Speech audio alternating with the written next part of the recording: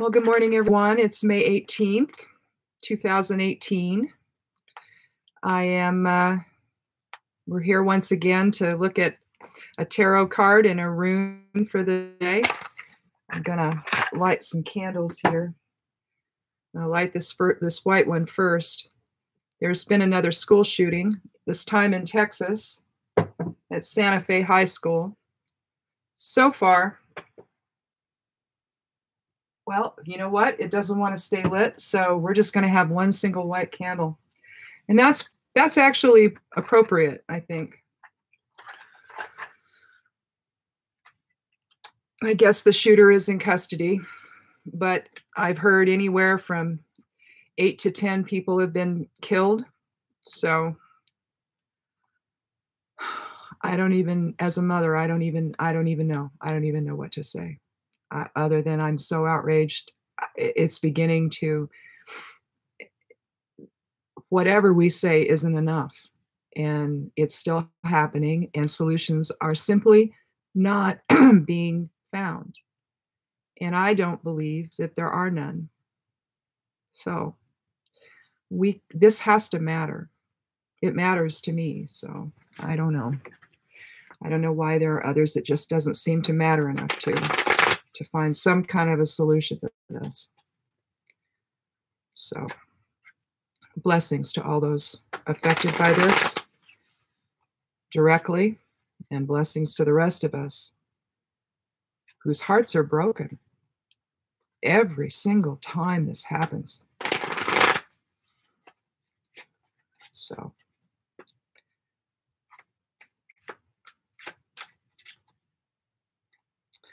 May 18th is I think that's also the day St. Helens erupted back in 1980. I was pregnant with my first child. We lived in Beaverton, in Beaverton, Oregon, before we moved over here to Redmond. And I grew up for part of my childhood in Alaska. And, you know, in the wintertime, of course, in the parking lots of the grocery stores and, well, everywhere, all the snow would be pushed up in these big mounds, right? Well, when Mount St. Helens blew, I mean, you couldn't even, I guess Yakima, it had this, the ash cloud went to Yakima. And I remember seeing on the news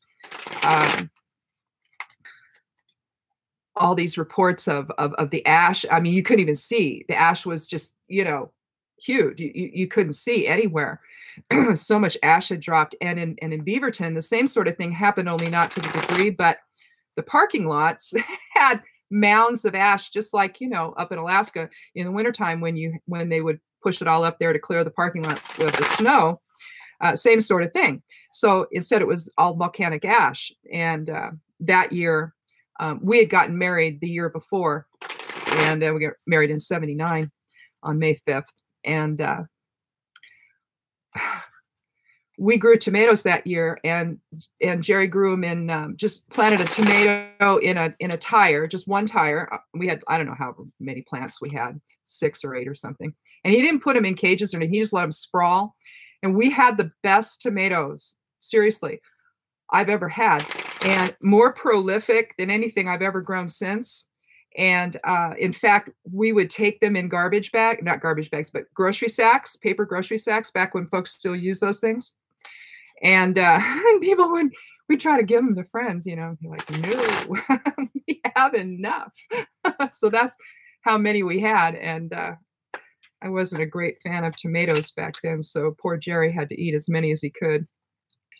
But then we learned the wise idea of, yeah, don't burden your friends with your garden produce, because eventually they're not going to answer your calls. It's like, no, I don't need any more tomatoes. Now I have chickens, so they get all of it. So, okay, so I've shuffled enough. I guess I better put my glasses on, otherwise I won't be able to see anything. So we're going to count 13. 3, 4, 5, 6, 8, 9, 10, 11, 12, 13. Oh boy. Well, soul's talking, higher self's talking, the hermit.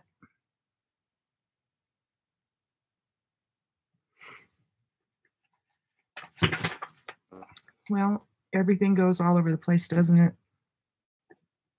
I have a bunch of geomancy stuff that just fell. It's like, no, I'm not doing geomancy today. But the Hermit is the 9th card of the Major Arcana. It's depicted in varying ways in different decks. Usually it involves a lantern.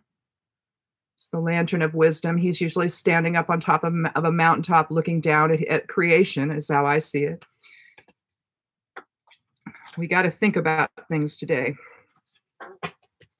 especially with what's just happened. But the Hermit reminds us that we are the creator personified. We have so much power to do the right thing, really. But basically, what this card is telling us is to seek our inner counsel. When the Hermit appears, you've got he's got a staff. He's in his robes. He's looking down at everything. He's taken his time to go away and to reflect on what's going on in life. It's about alignment, retreat, withdrawal. It represents Hecate, goddess Hecate, as well. But basically, this is the kind of, you see inside this lantern that he has. I don't know if you can see this. Let me get it up here really, so you can see. But you see, there's the Star of David, the hexagram in there, and it's basically there to give light to the world. And what is light? Light is source. Light is wisdom. Light is awareness. Things like what's going on today in Texas should not be happening. Things like what went on at Parkland should not be happening, at Sandy Hook, at Newtown, all of it. Nothing, these things should not be happening. Our children should be safe. We have some thinking to do. We have some soul searching to do. Who do we want to be? Are we all about possessing weapons? We own weapons.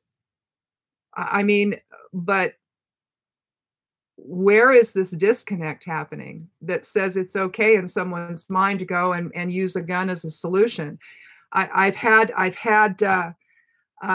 this happen in my life where a gun was brought to my door to have a conversation about something that was none of this individual's business.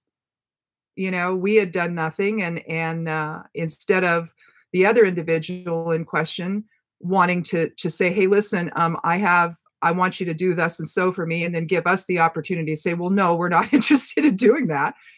Sorry, we don't want to.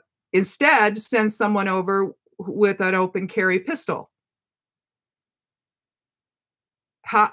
So conversation's over, police are called, that kind of thing. It makes no sense. It's there to intimidate. It's not there to create a moment where you want to have a conversation with somebody. No means no, and if you're going to continue to push, well, then push yourself. Don't send a friend over. I don't know. The gun thing has gotten distorted. It's supposed to be there for hunting and for protection if, God forbid, something happens. It's not meant to go kill people. So, we need to think. We need to think. I don't know what the answer is. I don't think that, the Second Amendment is fine. We have the right to bear arms. I'm not giving mine up, but I'm certainly not for this. There's something wrong here. Just wrong.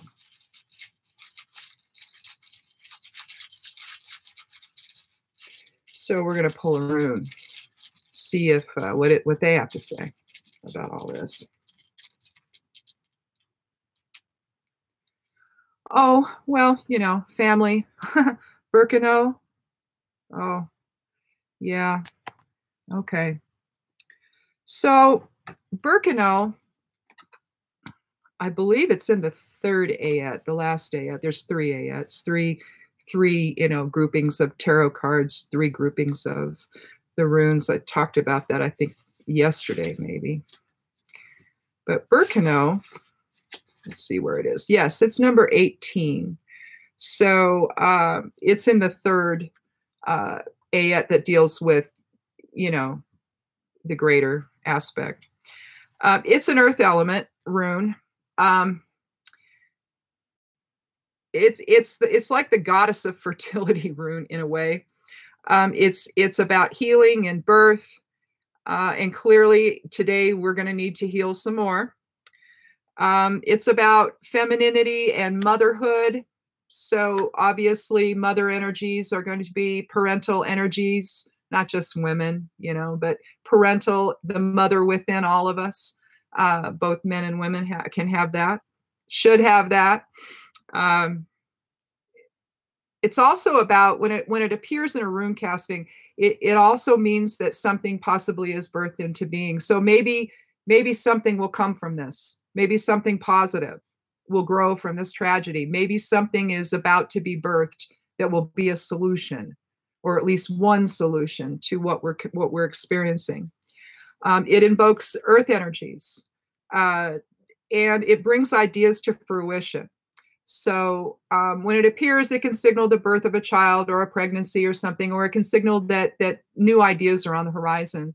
So maybe while we go and we retreat today and think about things, maybe we'll come up with a solution that's based on love and family and healing, and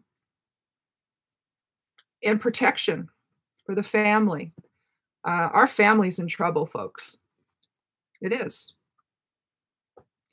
I don't even know how many school shootings we've had just since the year started. I know it's been more than the two.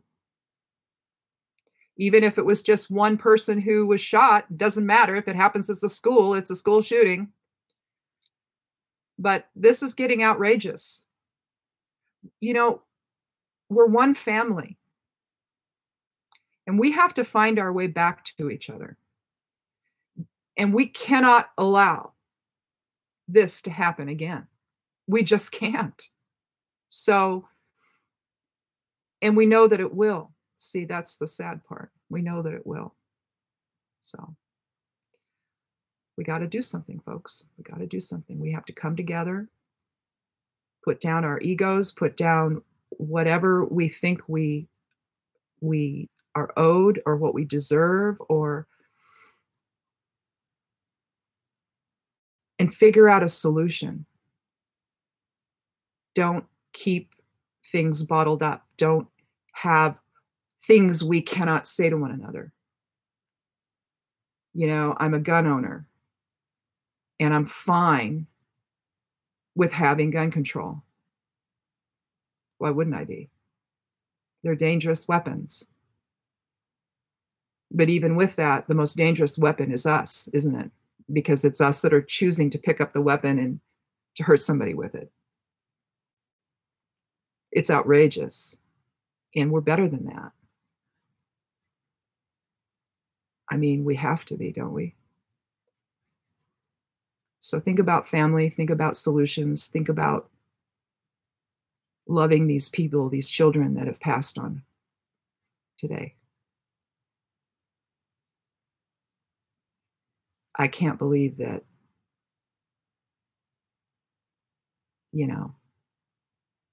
we can't figure this out. We're smart people. So let's do this. Blessed be.